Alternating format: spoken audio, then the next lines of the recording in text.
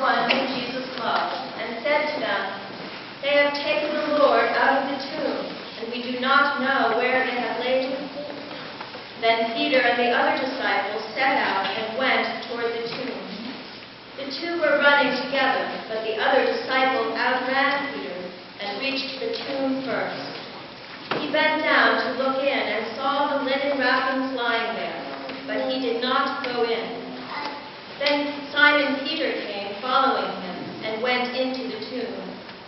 He saw the linen wrappings lying there, and the cloth that had been on Jesus' head, not lying with the linen wrappings, but rolled up in a place by itself. Then the other disciple, who reached the tomb first, also went in, and he saw and believed. For as yet they did not understand the scripture, that he must rise from the dead. Then the disciples returned to their homes, but Mary stood weeping outside the tomb. As she wept, she bent over to look into the tomb, and she saw two angels in white, sitting where the body of Jesus had been lying, one at the head and the other at the feet. They said to her, "Woman, why are you weeping?" She said to them, "They have taken away my Lord, and I do not know where they have laid him." When she had said this, she turned around and saw Jesus standing there, but she did not know that it was Jesus. Jesus said to her, "Woman, why are you weeping? Whom are you looking for?" Supposing him to be the gardener, she said to him, "Sir, if you have carried him away, tell me where you have laid him, and I will take him away." Jesus said to her, "Mary." She turned and said to him in Hebrew, "Rabboni," which means teacher. Jesus said to her, "Do not hold on to me, because I have not yet ascended to the Father. But go to my brothers and say to them, I am ascending to my Father and your Father, to my God and your God." Mary Magdalene went and announced to the disciples, "I have seen the Lord." And she told them that he had said these things to her. This is the gospel of the Lord. Praise to you, Lord Christ.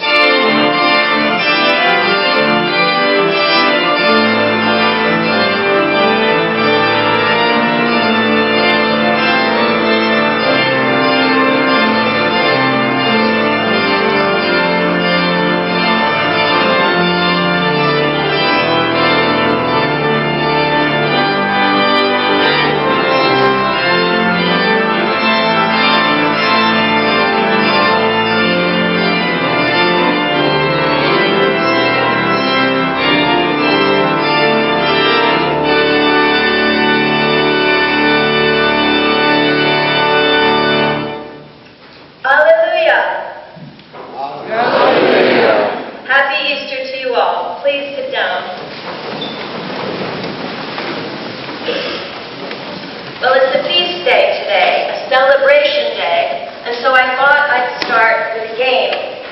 It's a game I used to play with my children when they were very small, a categorizing game which teaches the basics of organizing the world around them. It's called Alive or Not Alive. Maybe some of you have played this game. I'd hold up an object, and they would call out to me whether they thought the thing was alive or not alive. For example, alive. Good.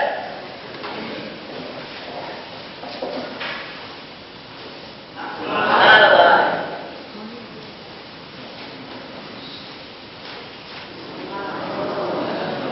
Well, you're not sure. If I sat on it for a while, we'd find out. Not alive. Okay, you guys are good. You get the game. It's a children's game, obviously. But as most games, it's got a serious and necessary lesson that teaches us something about life. We learn to categorize things. Is it safe or not safe? Is it a friend or is it a foe? Is it reality or is it a mirage? Most of us, unfortunately, continue to approach the world in the same way and continue to categorize, even when it might be better for us to learn to begin to question those rigid categories. Maybe to create a more creative spirit in our approach to life. Yes, we're adults, and we're most of us pretty smart and pretty sophisticated, aren't we? We have at our disposal all the wonderful fruits of the Enlightenment, not to mention the wonderful modern science and technological tools like our iPhone apps and internet and video streaming. So all these things help us to continue to analyze and to divide the world into those same rigid categories. Alive or not alive? True or not true? Possible or not possible? Reality or myth? Believing, doubting. But what do we do with Easter? Its claims are not scientific or rational. It defies our expectations. The dead Jesus has been raised, crossing over to life from the tomb, reversing the natural processes and boundaries. He was not where the women expected to find him. So which category do we put him in? Alive or not alive? True or not true? Possible or not possible? Believing or doubting? You know, in my many years in the ministry, I've heard many attempts at rationalizing the story of the resurrection. I've heard preachers and lay people alike go through amazing contortions to demystify this story and to force it into the neat categories of human science. One says Jesus wasn't really dead, he was only in a coma, and those poor ancient people didn't really understand medical science very well the way we do today. Another states that Jesus' message was so powerful that it seemed as though he were still alive and still present among the disciples, inspiring them to go on and found the church in his memory. Another points to the annual miracle of spring, the tender shoots of new life that sprout from dead leaves and the stumps of winter. And another marvels at a new baby with her perfect little fingers and toes.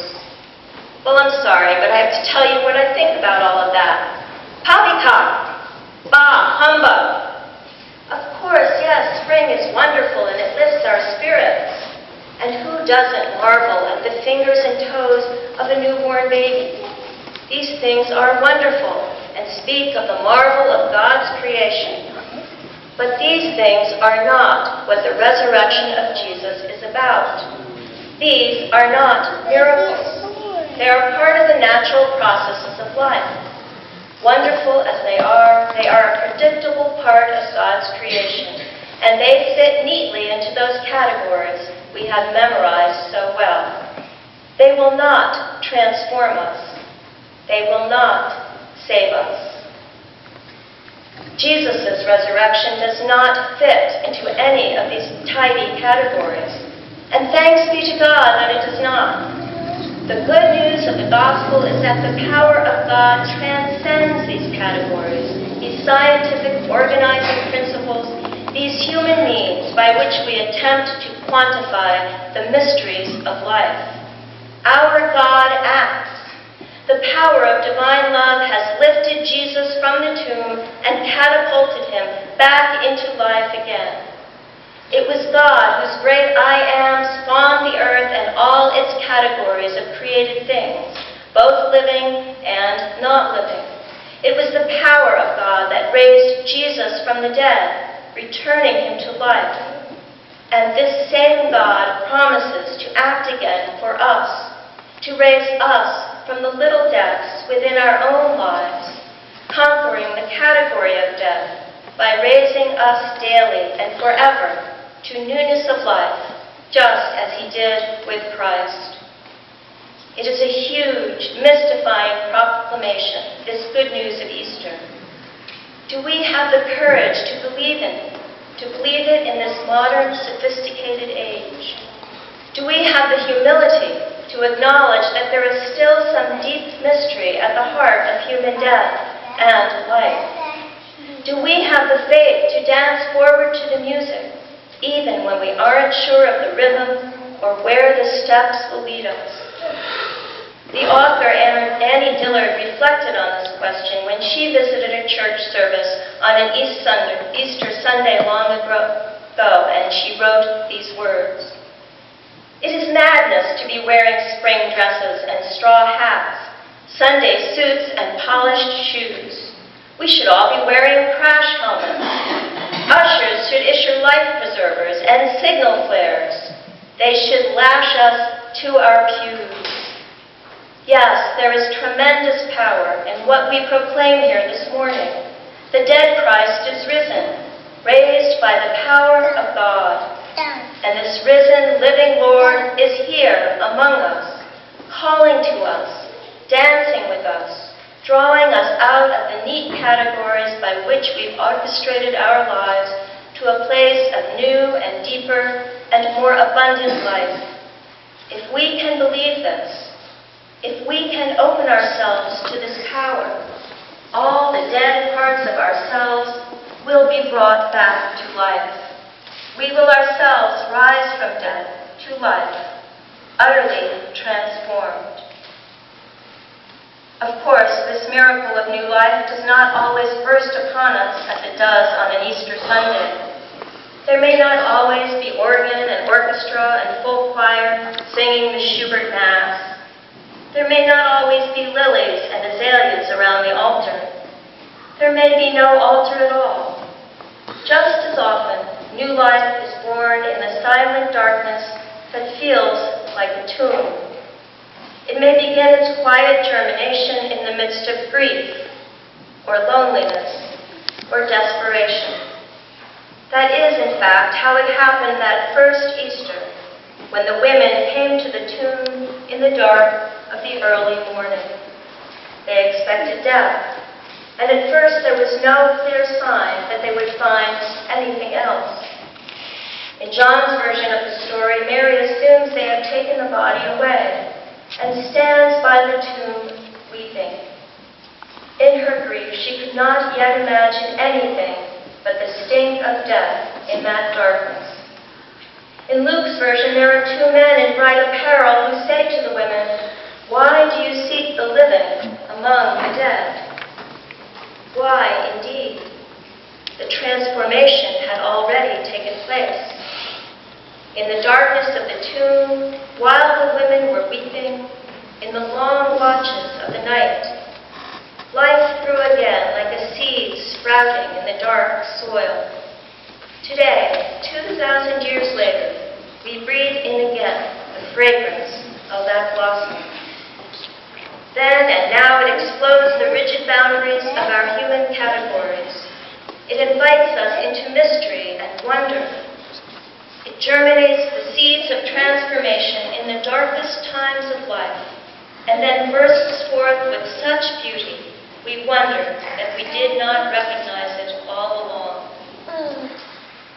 Yesterday, in the quiet of Holy Saturday, between the dark of Good Friday and the brightness of the Easter morning, I received a message from a former student from Swarthmore. She'd been a member of our campus ministry group, and now she's away for a year on a Fulbright in a small village in a non-Christian country, studying sea turtles. A brilliant scientist, she has struggled many times with her Christian faith. I believe she would be humbled but happy to know that I share part of her message with you on this joyful Easter morning. This is what she wrote. It is almost Easter here, though it does not